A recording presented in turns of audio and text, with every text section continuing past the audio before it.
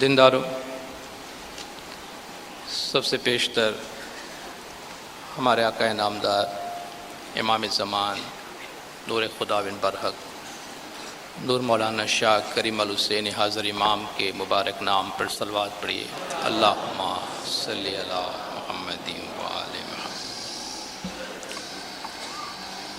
دینداروں، گزشتہ چند سالوں سے ہم اس بات کو محسوس کر رہے ہیں کہ پوری دنیا بھر میں مذہب کے متعلق طرح طرح کے خیالات پیدا ہوئے ہیں اور طرح طرح کی باتیں ہو رہی ہیں۔ دنیا کے جتنے بھی بڑے دین ہیں وہ سب اپنے اپنے خیالات سامنے لا رہے ہیں اور دوسرے دینوں کے بارے میں بھی اپنے خیالات کا اظہار کر رہے ہیں۔ اسلام کے بارے میں بھی عالمی سطح پر گلوبلی پہلے کے مقابلے میں بہت زیادہ خیالات بیان کیے جا رہے ہیں، باتیں ہو رہی ہیں، طرح طرح کے ججمنٹ دیے جا رہے ہیں، اور اسلام کے اندر بھی لوگ اپنے اپنے طریقے کے انٹرپریٹیشن کے بارے میں اپنے اپنے طریقے کی پیروی اور اس کی جو صداقت ہے اس کے بارے میں اپنے خیالات کا اظہار کرتے ہیں، اور جس میں ہمارا طریقہ بھی الگ نہیں رہ سکتا، اور اسماعیلی طریقے کے بارے میں بھی کچھ جاننے اور کچھ کہنے کا دباؤ محسوس کیا جاتا رہا ہے، اور اس لحاظ سے یہ بات مناسب معلوم ہو رہی ہے کہ ہم وقتاً فوقتاً اپنے طریقے کی سمجھ کے بارے میں کچھ بنیادی باتیں کرتے رہیں، تاکہ یہ جو ماحول جس ماحول سے ابھی ہم گزر رہے ہیں، ضروری نہیں کہ یہ ماحول ہمیشہ اسی طرح رہے، انشاءاللہ اس کے بڑے اچھے نتائج مستقبل میں برآمد ہوں گے۔ ہم اس کو اپنے لیے ایک اپرچونٹی کے طور پہ لیں، اپنے لیے ایک بلیسنگ کے طور پہ لیں، کہ جہاں سب طریقے اپنے اپنے بارے میں اپنے خیالات کا اظہار کر رہے ہیں، تو اسماعیلی طریقے کو بھی یہ موقع مل رہا ہے کہ وہ اسلام کے اپنے انٹرپریٹیشن کو، اسلام کے بارے میں اپنی تشریح اور اپنی وضاحت کو دنیا والوں کے سامنے لائیں، اور ہمارا جو انٹرپریٹیشن دین اسلام کے بارے میں ہے وہ ایسا ہے کہ ساری دنیا اس کو عزت، احترام اور قدر کی نگاہ سے دیکھتی ہے۔ آج ہم اپنے طریقے کو سمجھنے کے بارے میں قرآن حکیم کی بنیاد سے کچھ ایسی باتیں کریں گے جس سے ہم کہہ سکتے ہیں کہ یہ ہمارے طریقے کی ایسنس ہے، ہمارے طریقے کا جوہر ہے۔ مولانا حضرت امام شاہ کریم الحسینی صلوات اللہ علیہ وقتاً فوقتاً مولا اپنے فرمان میں ہمیں فرماتے رہے ہیں کہ جہاں مذہب کی ظاہری صورت میں وقت اور حالات کی ضرورت کے مطابق زمانے کے امام تبدیلی کرتے رہیں گے، وہاں ایک بات ہم سب ذہن میں رکھے کہ ہمارے طریقے کے جوہر میں، ہمارے طریقے کے ایسنس میں کبھی کوئی فرق نہیں آئے گا، کبھی کوئی سمجھوتا نہیں ہوگا، کبھی کوئی تبدیلی نہیں آئے گی۔ بھلا یہ جوہر ہے کیا؟ یہ جو ہم کہہ رہے ہیں کہ ہمارے طریقے کے جوہر میں اور ہمارے طریقے کے ایسنس میں کبھی کوئی سمجھوتا نہیں ہوگا، کبھی کوئی فرق نہیں آئے گا، یہ ایسنس ہوتی کیا ہے؟ یہ ایسنس کس چیز کا نام ہے؟ جوہر کس چیز کا نام ہے؟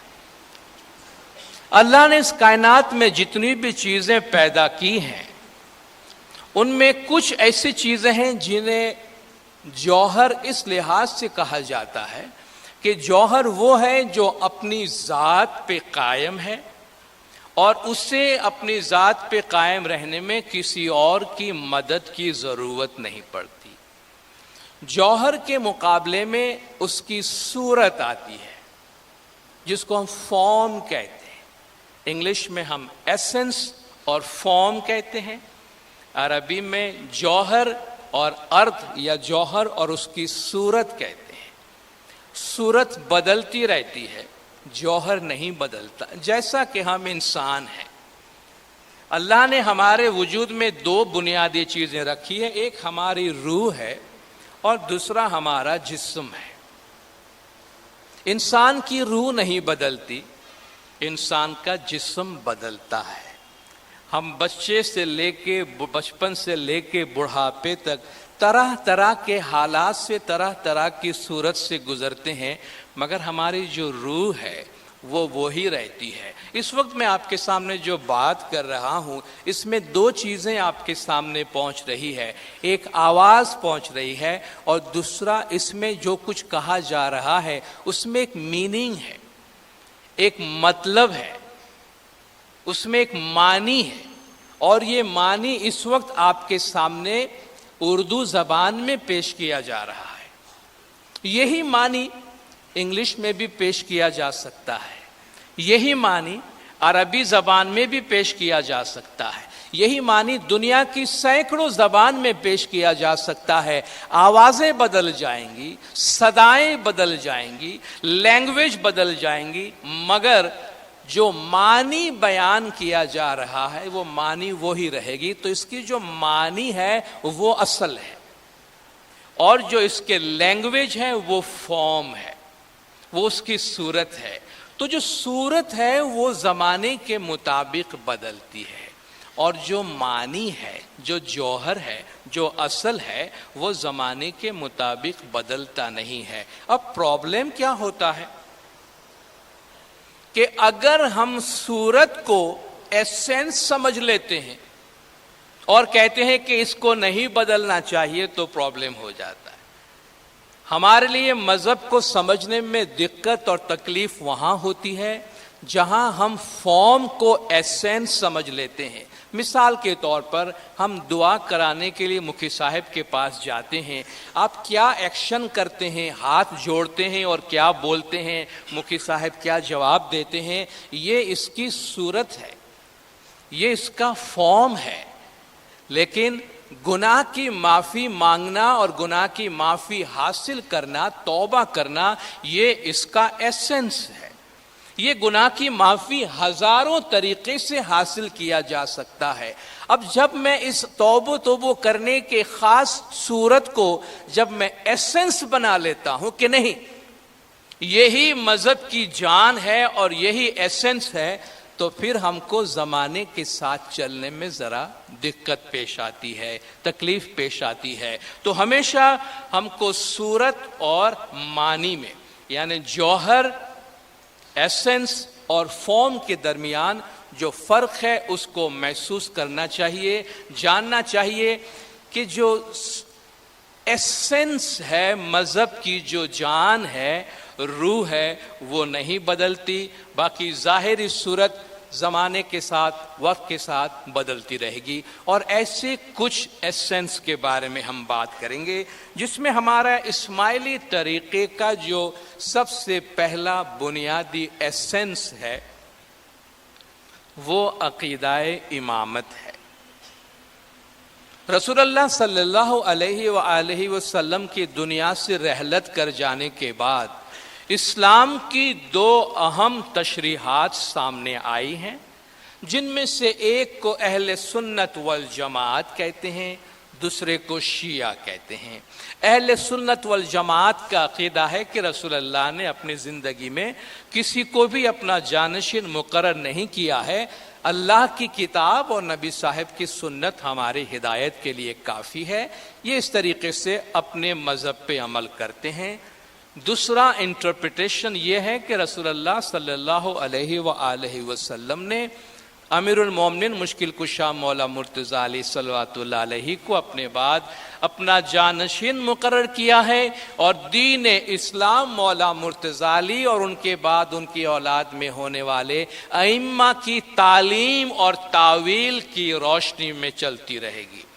اس موقع پر میں آپ سے گزارش کروں گا کہ ہمارے جو شیعہ امام اسماعیلی طریقے کا آئین ہے، جو ہمارا دستور ہے، جو کانسٹیٹیوشن زمانے کے امام نے ہم کو دیا ہے، آپ اس کی کاپی اٹھائیے، اس کانسٹیٹیوشن کا ایک پریمبل ہے، تمہید ہے، تعارف ہے، انٹروڈکشن ہے، اس انٹروڈکشن کو پڑھیں جس میں اسماعیلی طریقے کے عقیدے کو انتہائی واضح طور پہ بیان کیا گیا ہے، اور وہ کوئی کانفیڈینشیل، کوئی پوشیدہ، کوئی خفیہ، گھر میں تجوری میں چھپانے والا ڈاکیومنٹ نہیں ہے، پبلک ڈاکیومنٹ ہے، پبلک ڈاکیومنٹ ہے، بازاروں میں بکنے والا اور ہر ایک کے ہاتھ میں پہنچنے والا ڈاکیومنٹ ہے، جس میں انتہائی واضح طور پہ مولا نے یہ تحریر فرمایا ہے کہ شیعہ امام اسماعیلی ہونے کی حیثیت سے ہمارے طریقے کا عقیدہ کیا ہے۔ ہمارا عقیدہ یہ ہے کہ ہم حضور اکرم کے بعد مولا مشکل کشا مرتضی علی کی امامت میں مانتے ہیں، اور یہ مانتے ہیں کہ امام زمانے کے مطابق اللہ کی تعلیمات، قرآن کی تعویل اور قرآن کی تعلیم بنی نوع انسان کو دیتے رہیں گے۔ تو ہمارا تعلق اس طریقے سے ہے جس میں یہ امام کا اختیار بنتا ہے کہ دین اسلام کی تشریح زمانے کے مطابق کس طرح کرے، اور ہم زمانے کے امام کی ہدایت کے مطابق چلتے ہیں۔ ہمارے ہاں ایک معصوم سی غلط فہمی پائی جاتی ہے جب ہم امامت کے حوالے سے بات کرتے ہیں۔ لوگ کہتے ہیں بھئی امامت نبی صاحب کے وفات کے بعد شروع ہوئی، گویا ایسا لگتا ہے کہ امامت کوئی انوویشن ہے، یعنی امامت کوئی جستجو کرنے کے بعد کوئی تلاش کیا گیا ہے، یا امامت کوئی انکشاف ہے، امامت لوگوں نے ڈھونڈ کے اور سوچ کے شروع کیا کہ بے رسول اللہ دنیا سے گزر گئے، اب دین چلانے والا کوئی ہے نہیں، آپ کا جانشین تو ہونا چاہیے، اب کوئی بھی ہمارا مالک، رہبر، رہنما نہیں، چلو کسی کو امام بنا دیتے ہیں، اور اس طرح امامت شروع ہوئی۔ شیعہ امام اسماعیلی عقیدے کے مطابق، شیعہ عقیدے کے مطابق، قرآن کی تعلیمات کے مطابق یہ امامت کا آغاز نہیں ہے۔ امامت کا آغاز رسول اللہ کی وفات کے بعد نہیں ہوا ہے۔ امامت تو نبوت کی طرح ہی ایک ازلی چیز ہے۔ قرآن شریف کا مطالعہ کریں، نبی صاحب کے زمانے سے پہلے جو امامت کا سلسلہ چلتا رہا، قرآن حکیم میں اس کا تذکرہ موجود ہے۔ پچھلے ایک لیکچر میں ہم نے آپ کو طریقہ بورڈ کی ایک اور کتاب انٹروڈیوس کروائی تھی، آیت الہدا۔ امامت کے بہت سارے آیات اس میں دی گئی ہے، ان کو لیجیے اور ضرور پڑھیے۔ ارلی شیعی تھاٹ کے بارے میں ہم نے بات کی ہے، ڈاکٹر ارزینہ لالانی کی کتاب، ان کو لیجیے، پڑھیے، علمی طور پہ اپنے آپ کو مضبوط کریں۔ قرآن میں اللہ تعالیٰ فرماتا ہے وَإِذِ ابْتَلَىٰ إِبْرَاهِيمَ رَبُّهُ بِكَلِمَاتٍ فَأَتَمَّهُنَّ۔ یاد کرو وہ زمانہ، وہ وقت جب کہ اللہ تعالیٰ نے حضرت ابراہیم علیہ السلام کو چند کلمات سے آزمایا، فَأَتَمَّهُنَّ، تو وہ اس میں کامیاب ہوئے، انہوں نے وہ آزمائش پوری کر دی۔ تو اللہ نے فرمایا قَالَ انی جاعلک للناس اماما، ہم آپ کو لوگوں کا امام بناتے ہیں۔ وقال من ذریتی، انہوں نے کہا یا اللہ میری اولاد میں بھی اس کو جاری رکھنا۔ تو امامت یا امام کوئی نیا لفظ نہیں تھا۔ آپ قرآن شریف میں دیکھیں، کبھی کوئی نیا تصور اگر آ گیا ہے، جب اللہ کا ذکر، اللہ کا نام لیا گیا، تو لوگوں نے آ کے پوچھا یا رسول اللہ یہ اللہ کیا ہے، آپ ہمیں سمجھائیے، اللہ کے حسب نسب بیان کیجئے۔ تو قل هو اللہ احد آ گیا۔ قرآن میں کتنی آیات ہے جو قل سے آتی ہے، جس میں ایسا معلوم ہوتا ہے کچھ پوچھا گیا ہے، سوال پوچھا گیا ہے۔ قرآن میں کتنی آیات ہیں جو وَيَسْأَلُونَكَ سے شروع ہو رہی ہے، وَيَسْأَلُونَكَ عَنِ الْأَهِلَّةِ، اے رسول یہ آپ سے چاند کے بڑھنے اور گھٹنے کے بارے میں پوچھ رہے ہیں۔ یہ ایک نیا معاملہ تھا جس کو جاننا چاہتے ہیں۔ تو آپ نے جواب دیا یسألونک عن الروح، یہ لوگ آپ سے روح کے بارے میں جاننا چاہتے ہیں، روح کے بارے میں پوچھتے ہیں، شاید ان کو وہ نیا لگا ہو۔ یسألونک ماذا ينفقون، یہ آپ سے پوچھتے ہیں ہم کیا خرچ کریں، جب خرچ کرنے کو کہا گیا ان کو معلوم نہیں کیا خرچ کرے، تو آپ سے پوچھتے ہیں ہم کیا خرچ کریں۔ مگر جب امام اور ائمہ کے لفظ بار بار قرآن میں آیا، کسی نے یہ نہیں پوچھا یا رسول اللہ یہ امام کیا ہے، یہ ائمہ کیا ہے، کسی نے نہیں پوچھا، کیونکہ امام یا ائمہ کا لفظ ان کے لیے نیا نہیں تھا۔ اگر نیا ہوتا، اجنبی ہوتا، انجان ہوتا تو پوچھتے یا رسول اللہ یہ امام کیا ہے، تو شاید کوئی جواب آتا۔ آپ سے امام کے بارے میں پوچھتے ہیں تو آپ بتائیے، کسی نے نہیں پوچھا کہ یہ امام کیا ہے اور امام کے بارے میں کیوں بیان کیا جا رہا ہے۔ تو امامت کا تصور کوئی نیا نہیں تھا۔ اللہ فرماتا ہے وَجَعَلْنَاهُمْ أَئِمَّةً يَهْدُونَ بِأَمْرِنَا، انہیں ہم نے امام بنایا جو ہمارے حکم سے لوگوں کو ہدایت کرتے ہیں۔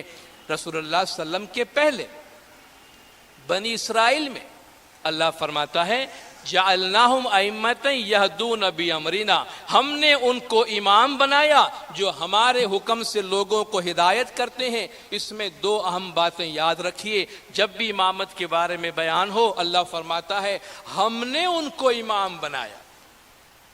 امام کوئی اور نہیں بنا سکتا ہے، امام کوئی کسی اور کو مقرر نہیں کر سکتا، اور امام کا لقب کوئی بھی اپنی مرضی سے کسی کو دے نہیں سکتا۔ عوام لوگ اپنے طور پہ کافی القاب دے دیتے ہیں، وہ اپنی جگہ پر ہے، مگر شیعہ عقیدے کے مطابق یہ امام اللہ کسی کو بناتا ہے، اللہ اپوائنٹ کرتا ہے، یہدون بامرنا، اور وہ اللہ کے حکم سے ہدایت کرتے ہیں، اللہ کے امر سے ہدایت کرتے ہیں۔ اللہ کے امر سے کس طرح ہدایت کرتے ہیں؟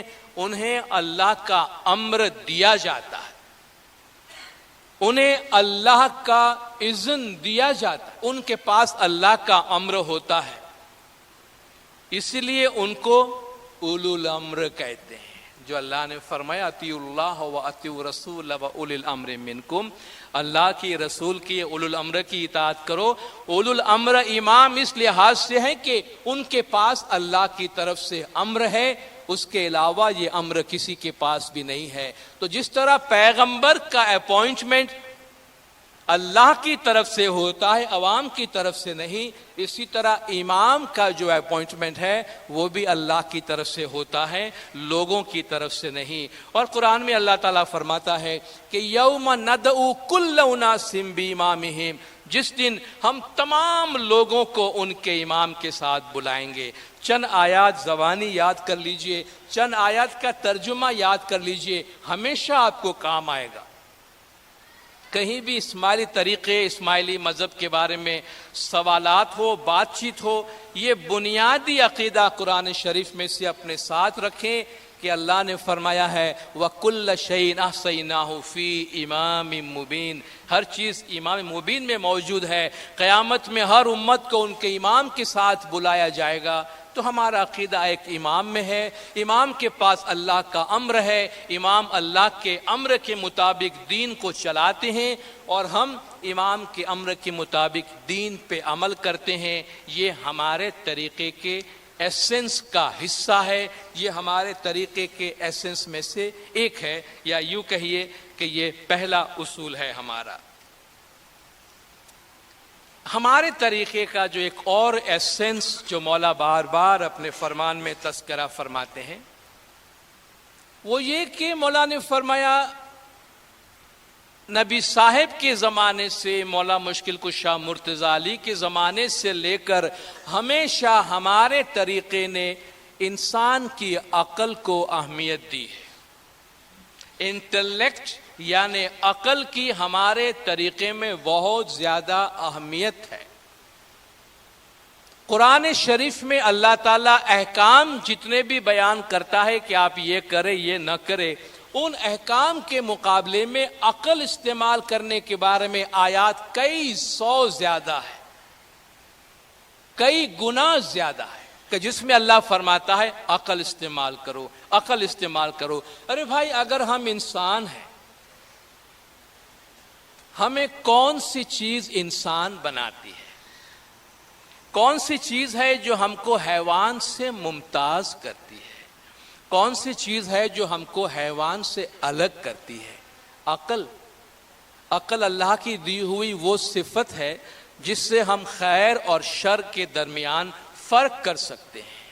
یہی چیز ہمیں انسان بناتی ہے، اور اس عقل کی پرورش کی ضرورت ہے، اور اس عقل کی پرورش کے لیے اللہ تبارک و تعالی زمین پر پیغمبروں کو اور اماموں کو بھیجتا ہے۔ لوگ کہتے ہیں مذہب میں عقل استعمال نہیں کرو، دین کے بارے میں بہت زیادہ سوچو نہیں، دین کے بارے میں بڑے سوالات نہیں کرو۔ دین تو ہے ہی عقل مندوں کے لیے۔ میں نے پہلے بھی کئی دفعہ یہ بات کہی، جانوروں پہ کوئی دین نہیں ہے، بچوں پہ کوئی دین نہیں ہے، دیوانوں پہ جو پاگل ہو گئے ان پہ کوئی دین نہیں ہے، کیونکہ ان کے پاس عقل نہیں ہے۔ دین صرف ان پہ لاگو ہوتا ہے جن کے پاس عقل ہے۔ اللہ تعالیٰ قرآن میں فرماتا ہے وَلَقَدْ ذَرَأْنَا لِجَهَنَّمَ كَثِيرًا مِنَ الْجِنِّ وَالْإِنسِ، ہم نے انسان اور جنات میں سے ایک بہت بڑی تعداد کو جہنم کے واسطے مخصوص کر دیا ہے۔ ان کا قصور کیا ہے؟ ان کے 3 بڑے قصور ہیں۔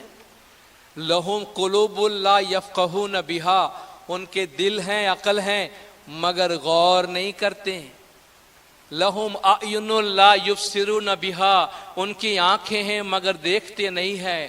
لہم آذان لا یسمعون بہا، ان کے کان ہیں مگر سنتے نہیں ہیں۔ اولئک کالانعام، یہ جانور جیسے ہیں، بل ہم اضل منہم، اس سے بھی گئے گزرے ہیں۔ تو گویا جو اپنی عقل، اپنی آنکھ، اپنے کان استعمال نہیں کرتے ہیں، اللہ فرماتا ہے یہ تو حیوانوں سے بدتر ہے۔ قرآن میں اللہ فرماتا ہے کہ والذین اذا ذکروا بآیات ربہم لم یخروا علیہا صما وعمیانا، جب ان کے سامنے اللہ کی آیات پڑھی جاتی ہے تو بہرے اور اندھے بن کے اس کے سامنے جھک نہیں پڑتے ہیں۔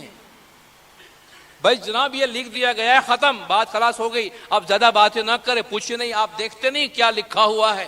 اللہ فرماتا ہے ایسی لکھی ہوئی اور سنائی ہوئی باتوں کے سامنے کان اور آنکھ بند کر کے جھک پڑنے والا جانور جیسا ہے۔ سوچو، اللہ فرماتا ہے سوچو، تم نے میں نے عقل دی ہے، اس کا احترام کرو، اس کی عزت کرو، اپنے آپ کے انسان ہونے کا حق ادا کرو اور یہ حق مانگو۔ تمہیں اللہ نے یہ عقل کی نعمت دی ہے، اس کا استعمال کرو۔ حضور نے فرمایا اول ما خلق اللہ العقل، اللہ نے سب سے پہلے عقل پیدا کی ہے۔ اول ما خلق اللہ نوری، اللہ نے سب سے پہلے میرے نور کو پیدا کیا ہے، وہی نور عقل ہے۔ جو ہمیں ایمان لانے کا حکم دیتا ہے وہی ہمیں عقل استعمال کرنے کا حکم دیتا ہے، اور جو ہمیں عقل استعمال کرنے کا حکم دیتا ہے وہی ہمیں کہتا ہے کہ ایمان لاؤ۔ تو ایمان اور عقل دونوں چیزیں ایک ساتھ چلتی ہے، ایمان آنے سے عقل بند نہیں ہو جاتی۔ مولا نے ایک جگہ پہ فرمایا اگر عقل استعمال نہیں کرنی ہے تو انسان کو عقل کیوں دی گئی ہے؟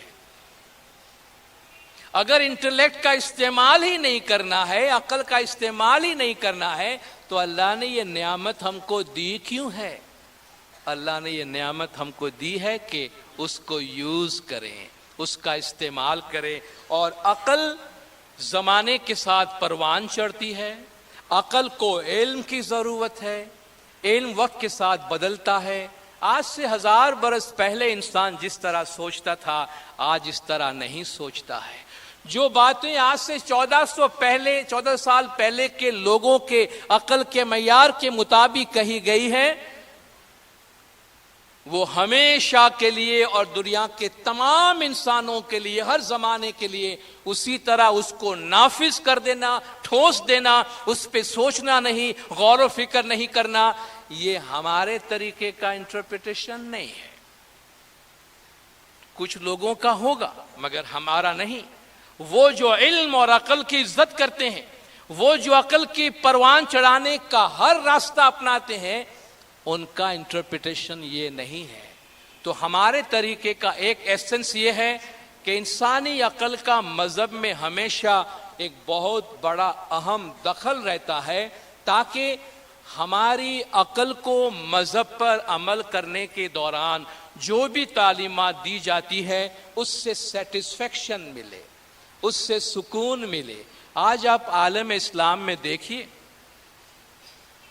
پڑھے لکھے مسلمانوں کے طبقات میں جا کر دیکھیے، ایک پکار ہے، ایک شور ہے، ایک آواز ہے جو کہتے ہیں اسلام کو اندر سے بدلنے کی ضرورت ہے، الزامات باہر مت لگا، وہ کہتے ہیں مسلمانوں کی بدحالی کے الزام باہر مت لگاؤ، اپنی ذات کی طرف دیکھو، کہیں ایسا تو نہیں ہے کہ اسلام کا تمہارا انٹرپریٹیشن تمہیں دنیا میں ترقی کرنے سے روک دیا ہے۔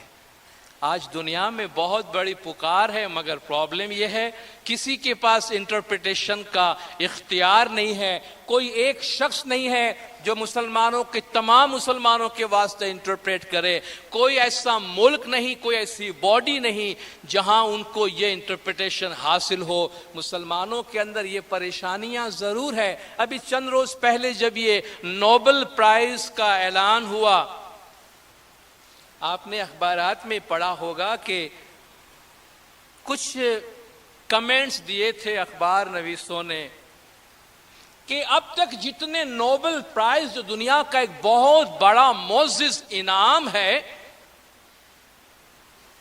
وہ سارے غیر مسلموں میں گئے ہیں۔ اب تک جتنے نوبل پرائزز دیے گئے ہیں ان میں مشکل سے 6 مسلمانوں کا نام ہے، 6 مسلمان۔ 1 ارب سے زیادہ جس کی آبادی ہے، ان کے مقابلے میں کہتے ایک اور قوم ہے جس کی شاید 12 کروڑ کی آبادی ہے، 173 نوبل انعام لے گئی ہے وہ قوم۔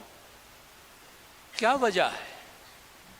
کیا وجہ ہے؟ بہت سی وجوہات بیان کی گئی ہیں، ان میں سے ایک وجہ یہ بھی بیان کی گئی ہے کہ ہم نے اسلام کی اپنی تشریح کے ذریعہ امت کے ہاتھ پیر باندھ کے رکھ دیے ہیں۔ عقل کو استعمال کرنے کو دین اسلام کے خلاف سمجھا گیا ہے۔ ویسے تو ہم نے بلند بانگ بڑے نعرے لگائے ہیں، اسلام عقل کا دین ہے، علم کا گہوارہ ہے، مغربی دنیا کو تہذیب ہم نے دی ہے، میرا باپ سلطان تھا تو ہوگا، لیکن میں اگر آج فقیر بن گیا ہوں تو میرا باپ بادشاہ تھا، اس کو نعرہ لگانے سے میرا کوئی فائدہ نہیں ہے، میں خود بادشاہ بن کے دکھاؤں۔ پدرم سلطان بود، میرا باپ بادشاہ تھا، ہوگا۔ آج تمہاری کیا حالت ہے؟ تو آج مسلمانوں میں اس بات کی فکر اور پکار ہے کہ عقل کے میدان میں ترقی کی راہیں کبھی کبھی بلکہ بہت دفعہ مذہب کی تشریح کی وجہ سے رکاوٹ پیدا کی جاتی ہے۔ ہمارے پاس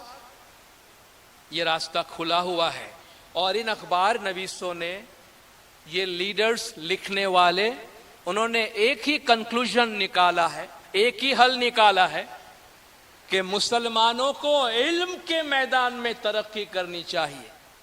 علم کے میدان میں آج دنیا بھر میں حاضر امام کی ایکٹیویٹیز کا جو ٹاپ پرائیورٹی ہے، آپ سب جانتے ہیں، education, excellent education, excellent education. مولا نے فرمایا کہ مسلمانوں کی عظمت رفتہ، ہماری گزری ہوئی عظمت کو واپس لانے کا ایک ہی راستہ ہے، ایجوکیشن۔ ایجوکیشن کا مطلب ہے انٹلیکٹ کو ٹرین کر، انٹلیکٹ کو تربیت دو، اس کے علاوہ کوئی دوسرا راستہ نہیں۔ تو ہمارے طریقے کے ایسنس کا دوسرا حصہ یہ ہے۔ جو تیسرا نقطہ جس پہ میں زور دینا چاہتا ہوں، یہ وہ چیزیں ہیں، یہ 3-4 نکات ایسے دینداروں اگر ہم اپنے ساتھ رکھیں گے تو یہ وہ پلرز ہیں جن پر ہم اپنے آرگیومنٹس کو بیس کر سکتے ہیں، جن پر کھڑے رہ کر ہم اپنے طریقے کے بارے میں سوچ سکتے ہیں اور حالات کے مطابق رسپونڈ کر سکتے ہیں، حالات کے مطابق جواب دے سکتے ہیں۔ تیسری بات یہ ہے کہ ہمارے طریقے کا یہ عقیدہ رہا ہے کہ ہمارا نظریہ باطنی نظریہ ہے، صرف ظاہری نہیں ہے۔ ایک جسم ہے اور دوسری روح ہے، اور جو باطن ہے مذہب کا، جیسا کہ مذہب کے عمل کے دوران بھی وہ چیزیں ہمارے سامنے آتی ہیں، بہت دفعہ لوگ آپ سے پوچھتے ہیں آپ یہ نہیں کرتے ہیں، آپ یہ نہیں کرتے ہیں، یہ لوگ تو یہ کرتے ہیں، آپ وہ کرتے ہیں۔ دیکھیے مذہب کا فارم بتانا امام کا کام ہے، ایسنس امام برقرار رکھتے ہیں، اور مذہب کا جو باطن ہے اس باطن کو سمجھنے کے لیے ظاہر کو کھول کے باطن میں داخل ہونے کی ضرورت ہے۔ ظاہر و باطن کی میں ایک واضح مثال یہ دوں کہ ہم جو پھل کھاتے ہیں، فروٹ کھاتے ہیں، آپ کوئی موسمبی کھاتے ہیں تو پہلے اس کا چھلکا نکالتے ہیں۔ آپ اخروٹ کھاتے ہیں، بادام کھاتے ہیں، اس کے اوپر شیل ہوتا ہے، چھلکا تو خیر اس کے اوپر شیل ہوتا ہے، بہت کڑک ہوتا ہے، اس کو کریک کرنا پڑتا ہے، توڑنا پڑتا ہے، توڑ کے اس کا جو ظاہر ہے اس کو آپ نکال دیتے ہیں، اس کو کھاتے نہیں ہیں۔ اللہ نے بنایا ہے اس کو، جب کھاتے نہیں ہے تو کیوں بنایا ہے؟ ہمارے کھانے کے واسطے نہیں بنایا ہے، کوئی اور کھائے تو بھلے کھائے۔ اس کو توڑ کے آپ پھینک دیتے ہیں، بعض اوقات وہ چھلکا جانور آ کے کھا جاتا ہے، مگر آپ یہ کبھی نہیں پوچھتے ہیں یہ بکری نے آ کر کھا لیا تو میں کیسے نہیں کھا سکتا ہوں؟ تم بکری نہیں ہو اس لیے تم نہیں کھا سکتے ہو، تم انسان ہو، تمہاری غذا دوسری ہے، تم کو کھانے کے لیے اندر کی چیز دی گئی ہے۔ تو چھلکا نکال کر پھینک دیا جاتا ہے، باطن کو جو اس کا مغز ہے اس کو کھایا جاتا ہے۔ تو مذہب کے اندر بھی اسی طرح ہے، جب ہم اپنے آپ کو فارم میں انوالو کر دیتے ہیں، صورت میں انوالو کر دیتے ہیں، تو ہم ظاہر میں اٹک کے رہ جاتے ہیں، اور ظاہر میں ہڈیوں کے اندر اپنے آپ کو مصروف کر دیتے ہیں، اور جو اس کا باطن ہے، اس کی روح ہے، اس روح کو ہم نہیں سمجھ سکتے ہیں، اور اس روح کو پہنچنے کا جو راستہ ہے وہ عبادت کا راستہ ہے، بیت الخیال کا راستہ ہے۔ مولانا حضرت امام شاہ کریم الحسینی صلوات اللہ علیہ نے اپنے ایک فرمان میں فرمایا کہ ہمیں امید ہے کہ آپ یہ نہیں بھولیں گے کہ معنی ہی اسلام کے ہمارے نظریے کی بنیاد ہے۔ معنی، میننگ، باطن، ایسنس، کیونکہ ہمارا نظریہ باطنی ہے۔ اگر یہ ظاہری ہوتا تو اس سے فرق نہیں پڑتا۔ یاد رکھیے جن حالات میں ہم ہیں اور جو بھی سوالات ہو، یہ مولا حضرت امام کا فرمان ہے کہ یہ اگر ظاہری ہوتا تو فرق نہیں پڑتا، مگر یہ ظاہری نہیں ہے، یہ باطنی ہے، جس کا مطلب یہ ہے کہ معنی ہماری جماعت کے لیے ہے۔ بھئی یہ لکھا ہوا ہے قرآن میں، آپ کو اس کا مطلب یہ نظر آتا ہے، ہمیں اس کا مطلب یہ نظر آتا ہے جو ہمارے امام نے دیا ہے، اور یہ آپ کے واسطے نہیں ہے، ہمارے واسطے، اسماعیلیوں کے واسطے ہے، یہ ہمارے معنی ہے۔ تو امام نے فرمایا معنی ہمارے طریقے کا حصہ ہے، اور یہ معنی ہماری جماعت کے لیے ہے، یہ ہمارے طریقے کے لیے ہے، اور یہ بنیاد ہے، اس لیے اسے آپ مت بھولیں۔ سیریا کی ڈیلیگیشن کو امام نے فرمایا کہ ہم چاہتے ہیں کہ جب آپ اپنے گھروں کو واپس لوٹیں تو اتحاد، دوستی اور بھائی چارے کے متعلق ہمارا فرمان اپنے ساتھ لے جائیں۔ جو بھی فرامین ہم نے تحریری طور پر بھیجے ہیں یا آج بعد دوپہر فرماتے ہیں، ان کو اپنے ذہن میں رکھیں۔ یہ بھی یاد رکھیں کہ جہاں تک ہمارے دین کی تشریح کا تعلق ہے تو جو باطن ہے وہ باطن ہے، اور جو ظاہر ہے وہ ظاہر ہے۔ واضح طور پر امام نے فرمایا کہ یاد رکھیں کہ جو باطن ہے وہ باطن ہے، اور جو ظاہر ہے وہ ظاہر ہے۔ یاد رکھیں کہ یہ بنیادی بات ہے، اور یہی فرمان ہے جو ہم نے آپ کو فرمایا ہے، اور ہم چاہتے ہیں کہ اس میں کوئی غلط فہمی نہیں ہونی چاہیے، اس میں کوئی غلط فہمی نہیں ہونی چاہیے۔ تو اسلام کا جو ہمارا باطنی نظریہ ہے، ہمارا باطنی عقیدہ ہے، باطن کا جو مغز ہے، اس باطن کے مغز کو چکھنے کا راستہ بھی باطنی ہے، اور وہ باطنی راستہ عبادت ہے، ذکر ہے، تسبیح ہے، میڈیٹیشن ہے، بیت الخیال ہے۔ مولانا حضرت امام شاہ کریم الحسینی صلوات اللہ علیہ نے 1964 میں ڈھاکہ میں جب وہ ایسٹ پاکستان تھا، اسماعیل ایسوسی ایشن کی آڈینس مولا اس میں پدھارے تھے، اسماعیلی ایسوسیشن کی تمام کارکن کو امام نے وہ فرمان فرمایا تھا. وہ زمانہ تھا کہ امام کے حضور میں اس وقت 2 واعظ پیش کیے گئے تھے. یعنی مولا کے پاس اتنا ٹائم تھا کہ مولا واعظ سنتے تھے. 2 واعظ مولا کے حضور میں ہوئے تھے. وہاں مولا نے فرمایا کہ I would like you also to have it clear in your minds what is essential in our practice. It is not only dua, it is not only presence in Jamaat Khana, it is not only service to Imam and to Jamaats, but it is also ibadat. امام نے فرمایا کہ ہم چاہتے ہیں کہ آپ یہ بات اپنے ذہن میں واضح طور پہ سمجھ لیں کہ ہمارے طریقے میں بنیادی بات کیا ہے. یہ صرف دعا نہیں ہے، دعا اپنی جگہ پہ اہم ہے، مگر یہ صرف دعا پڑھنا نہیں ہے، صرف جماعت خانے کی حاضری نہیں ہے، صرف امام اور جماعت کی خدمت نہیں ہے، مگر یہ عبادت بھی ہے.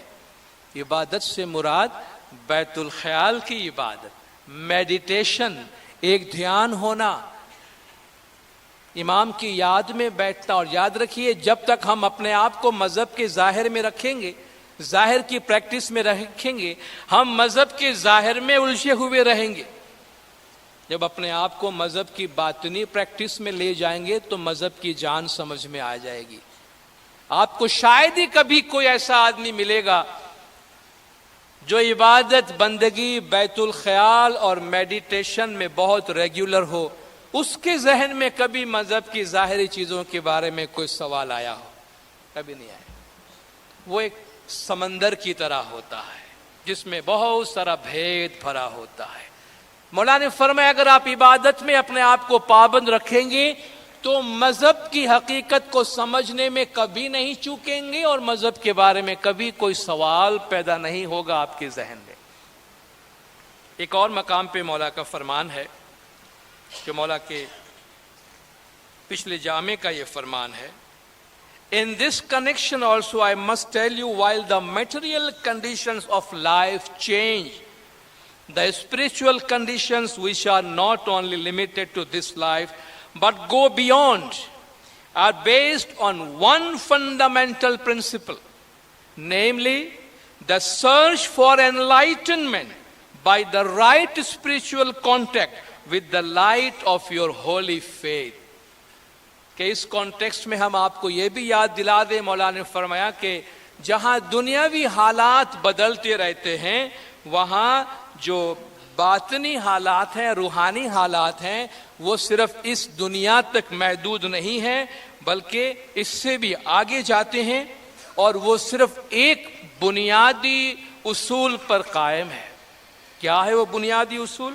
سرچ فار انلائٹنمنٹ، روحانی روشنی کی تلاش، by the right spiritual contact, درست روحانی رابطہ، with the light of your holy faith, تمہارے مقدس دین کے لائٹ کے ساتھ، تمہارے مذہب کی روشنی کے ساتھ تمہارا درست کنیکشن، اسپرچول انلائٹنمنٹ، روحانی روشنی حاصل کرنے کے لیے اس پر تمہاری روحانی زندگی کا دار و مدار ہے. تو یاد رکھیے دینداروں، اگر مذہب کے سمجھ کے بارے میں ہمیں سوالات اور پریشانیوں کا سامنا ہے تو میں ایک بات آپ کو بہت واضح طور پر صاف دل سے کھل کے بتاتا ہوں، اعتراف کرتے ہوئے بتاتا ہوں، اور اس اعتراف میں کوئی شرمندگی نہیں ہے.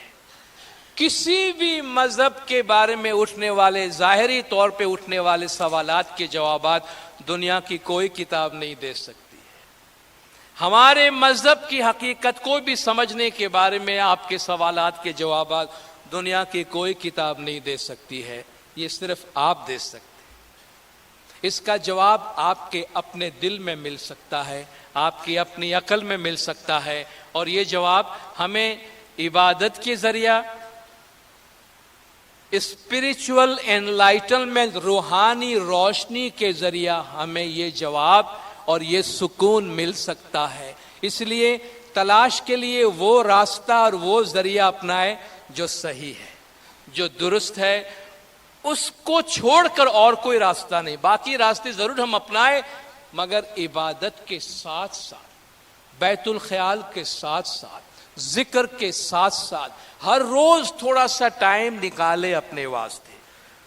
بیت الخیال میں جو آتے ہیں ضرور آئیں، باقاعدگی سے آئیں، میڈیٹیٹ کریں، اکیلے میں بیٹھیں، خدا کا ذکر کریں، خدا پہ دھیان لگائیں۔ اگر وہ نہیں ہو سکتا کسی وجہ سے، 24 گھنٹے میں کوئی بھی ٹائم نکالے، اپنے آپ کو تنہائی میں لے جائیں، اکیلے میں لے جائیں، خاموشی میں لے جائیں، تھوڑی دیر اکیلے میں بیٹھیں، اپنے بارے میں سوچیں، خدا کے بارے میں سوچیں، کوئی تسبیح پڑھیں، اپنے آپ کے وجود کے بارے میں سوچیں، اور پھر آپ دیکھیں ہمیں اندر سے کتنا سکون ملتا ہے۔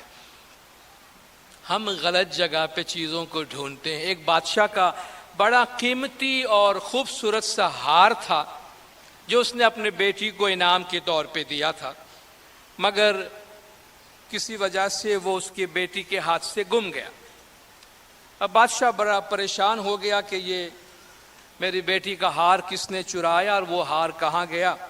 کسی نے کہا کوئی چور لے گیا، کسی نے کہا کوئی چڑیا اڑا کے لے گئے، نہ معلوم کیا ہوا۔ بادشاہ نے اعلان کیا کہ میں وہ ہار واپس لانے والے کو بہت بڑا انعام دوں گا، کیونکہ بڑا قیمتی اور بڑا عزیز ہار تھا۔ سارے شہر میں، گاؤں میں ڈنکا بجایا گیا کہ بادشاہ نے لاکھوں کے انعام کا اعلان کیا ہے، کوئی وہ ہار ڈھونڈ کے لا دے۔ ایک نوجوان گاؤں کے ایک نہر کے قریب سے گزر رہا تھا اور اس نہر میں سے گندا پانی گزر رہا تھا۔ ہمارے ہاں بھی ہم جہاں سیوریج سسٹم اچھا نہیں ہے تو آپ جانتے سارا گندا پانی اس نالے میں سے گزرتا ہے۔ تو اس نے دیکھا کہ وہ نہر گزر رہی، اس کے پاس سے وہ جا رہا تھا، تو اچانک اس کو نہر میں کوئی چمک نظر آئی۔ تو غور سے دیکھا، اس گندے پانی میں اس کو ایسا لگ رہا تھا کوئی چیز چمک رہی ہے۔ تھوڑی دیر کھڑے کھڑے غور سے دیکھا تو ایسا لگا یہ تو ہار لگتا ہے، یہ تو کوئی قیمتی ہار معلوم ہوتا ہے، وہی ہار ہوگا جو بادشاہ کا ہے۔ فوراً خیال آیا یہ ہار میں اٹھا لوں، بڑا قیمتی ہے، بہت بڑا انعام ہے اس میں۔ ہاتھ ڈالا، پانی پھر سے گندا ہو گیا، پانی ویسے ہی گندا تھا، تو تھوڑی دیر کے لیے ہار غائب ہو گیا چونکہ پانی بڑا گندا ہو گیا۔ تو کھڑا رہا، صاف ہونے کا انتظار کرتا رہا، پانی بہنے کا انتظار کیا، پانی صاف ہو گیا۔ پھر دیکھا کہ ہار چمک رہا ہے اندر، کہا تھوڑی سی ہمت کر کے میں اتر جاؤں اندر۔ پانی بڑا گندا ہے مگر کہا لالچ بہت بڑا ہے کہ بہت بڑا انعام ملے گا۔ اتر گیا پانی میں اور ادھر ادھر ہاتھ مارا، ہار ہاتھ میں نہیں آیا۔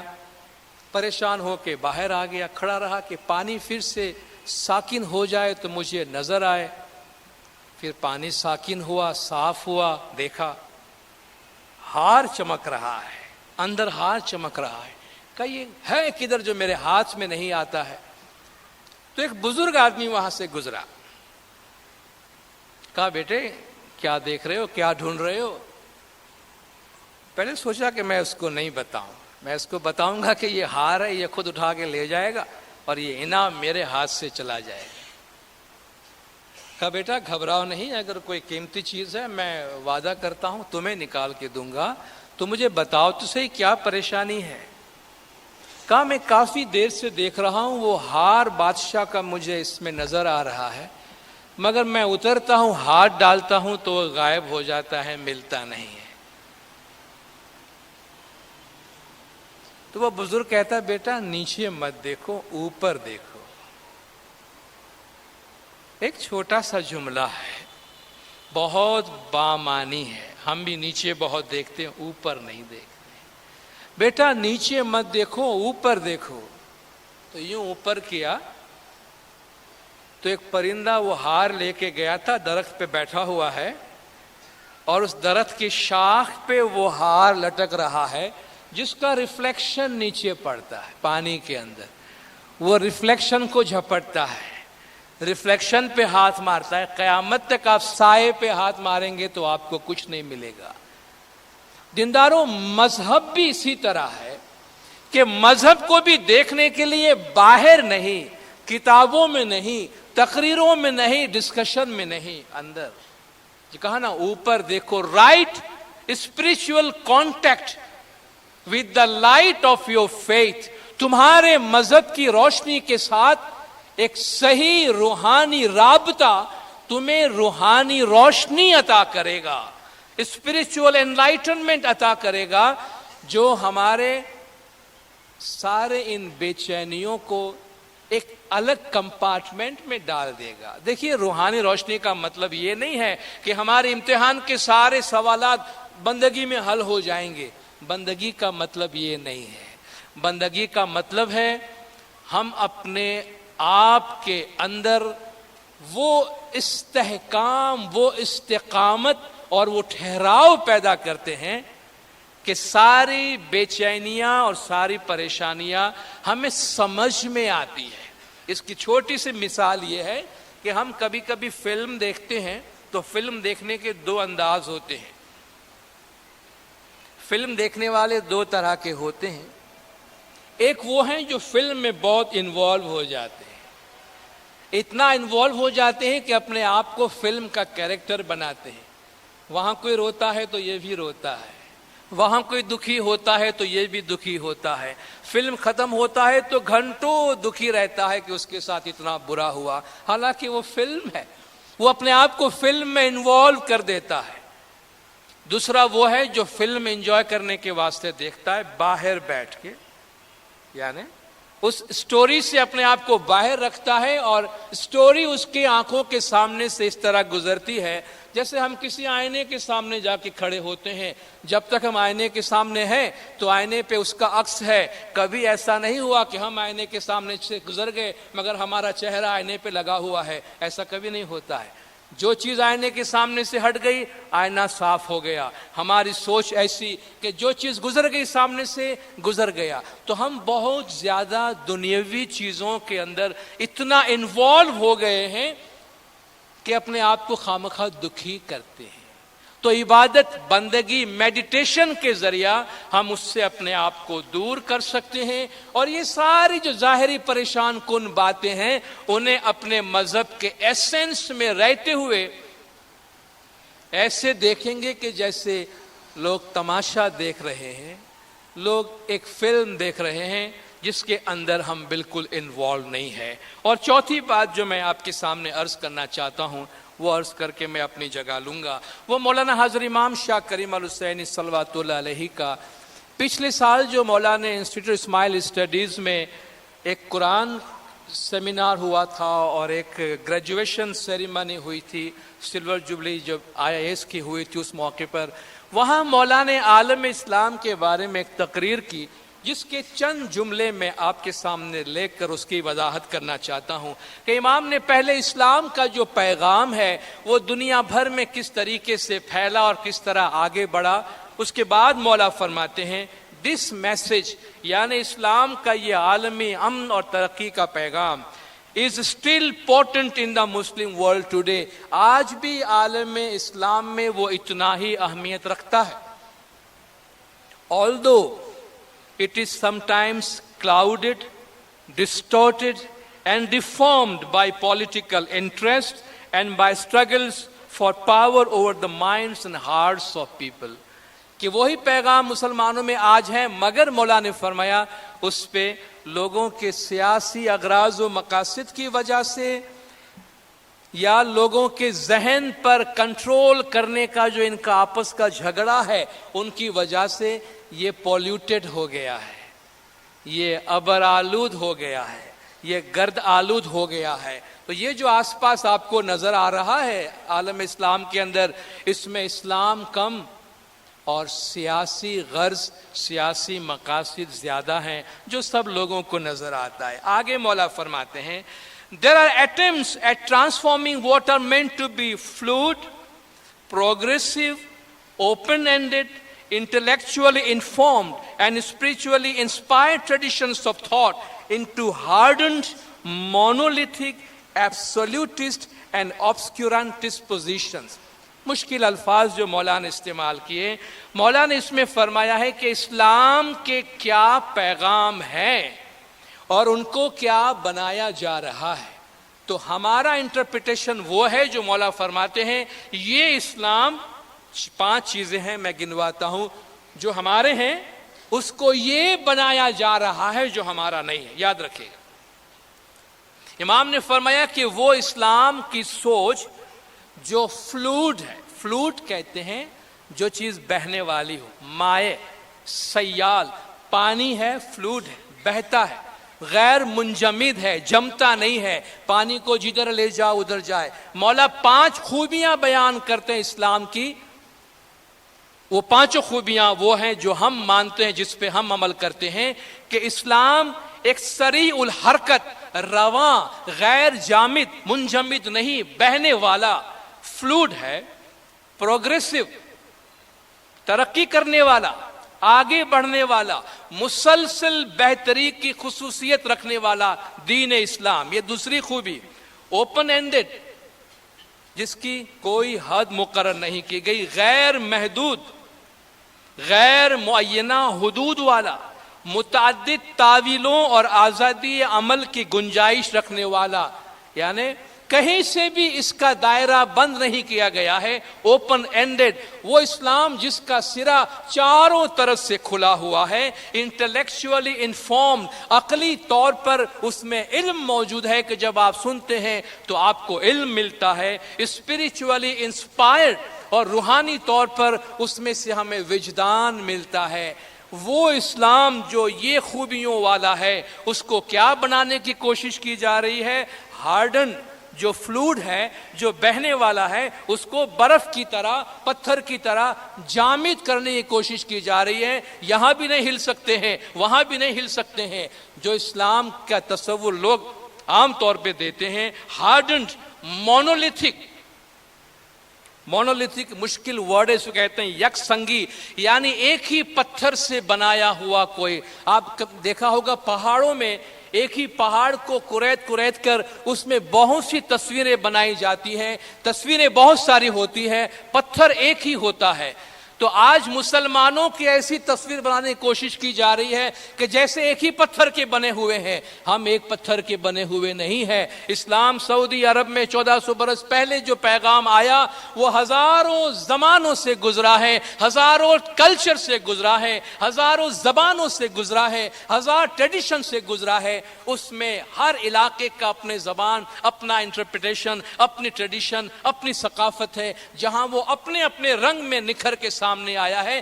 یہ ایک ہی سنگ کا، ایک ہی پتھر کا بنا ہوا مذہب نہیں ہے. اس میں رنگا رنگی ہے. اس کو مونولیتھک بنایا جا رہا ہے. ایبسولوٹسٹ، یعنی پیروے مطلقیت، اختیار مطلق استعمال کرنے والا.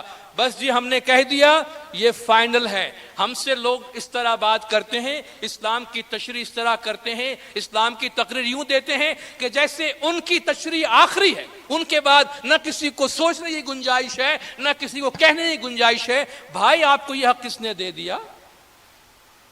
اور آپ نے حق کہاں سے لے لیا کہ آپ نے جو کہا بس وہی صحیح، باقی سب غلط؟ یہ صورت دینے کی کوشش کی جا رہی ہے. اور آبسکیورنٹسٹ، جہل پسند، اندھیرا پسند کرنے والا، ظلمت پسندی کا حامل، اصلاح دشمن، ترقی کا مخالف. جہاں بھی روشنی کی بات کرو، اسکول کی بات کرو، عورتوں کی تعلیم کی بات کرو، جدید چیزوں کی بات کرو، نہیں جی اسلام میں اس کی اجازت نہیں ہے. اسلام میں اجازت نہیں ہے کہہ کے مسلمانوں کے ہاتھ کاٹ دیے گئے، مسلمانوں کے پیر کاٹ دیے گئے، مسلمانوں کی سوچ مسدود کر دی گئی. اب تو سوچو، ہوش میں آؤ. جتنی اجازت ترقی کی اسلام میں ہے اتنی کہیں بھی نہیں ہے. حضور نے فرمایا کہ اسلام آسان دین ہے، مگر اس کی پیروی کرنے والوں نے اس کو مشکل بنا دیا ہے. مولا کی یہ تقریر جو مولا نے IIS کے گریجویشن پروگرام میں فرمایا تھا، پڑھیے اس کو لے کر ضرور. بہت اہم پیغام ہے. آج جو دنیا میں جو کچھ ہو رہا ہے، عالم اسلام میں جو کچھ ہو رہا ہے، اور اگر کہیں آپ خود بھی ایک پریشر محسوس کرتے ہیں تو اس کا کانٹیکسٹ، سیاق نظر آئے گا کہ یہ پریشر مذہب کا نہیں ہے، یہ پریشر دین کا نہیں ہے، یہ پریشر سیاست کا ہے، یہ پریشر पावर स्ट्रगल का है। इंसानों पे काबू करने के लिए लोगों के दरमियान ताकत हासिल करने का जिद्दोजहद जो है ये उसका नतीजा है और कुछ नहीं है। मैं अपनी जगह लूँ उससे पहले ये दो छोटी सी मेरी किताबें हैं, अदना सी कोशिश है, जो मैं आपके सामने इंट्रोड्यूस करना चाहता हूँ। हमारे तरीके को कुरान और सुन्नत की रोशनी में समझने के लिए और जो उसके बारे में सवालात होते हैं उसको रिस्पॉन्ड करने के लिए मैंने एक छोटी सी किताब लिखी है, इस्माइली तरीक़ा इसका नाम है। इसमें काफ़ी बुनियादें हमें मिलेगी कि जिससे हम मुआशरे के अंदर कुरान की बुनियाद पर अब तरीक़े के बारे में बातचीत कर सके। इस्माइली तरीक़ा इस छोटी सी किताब का नाम है। और हाल ही में दूसरी किताब जो मेरी छपी है अल कवाकिब, कवाकिब सितारों को कहते हैं। इसमें 42 आर्टिकल्स हैं इमामत के बारे में, हमारे अखलाकियात एथिक्स के बारे में है, हमारे कुछ त्योहारों के बारे में है, और जो जमात से बाहर होने वाले प्रोग्राम में तकरीरें की गई हैं उनका ज़िक्र है। कुछ अहम इस्माइली शख्सियात के बारे में तस्करा है। तो इल्म की चीज़ जहाँ जो भी दस्तयाब होती है मैं अपना फ़र्ज़ समझता हूँ कि आप जमात से उसको शेयर करूँ। नामदान कामर साहिबान ने आपके सामने बोलने का मौका दिया, आप जमात बहुत शांति से सुना, आप सबका बहुत बहुत शुक्रिया। खुदा नूर मौलाना शाह करीम अल हुसैन हाज़िर इमाम हम सबको हमारे तरीक़े की हकीकी समझ अता करे। मौला गज जमात के तमाम गुनाह माफ़ करे, सबकी नेक उम्मीदें पूरी करे, आखिरी दम तक ईमान सलामत रखे, सुखी सलामत और आबाद रखे, दीदार नसीब करे। सलवात पढ़े दिनदार। अल्लाहुम्मा सल्लि अला मुहम्मद व आले मुहम्मद।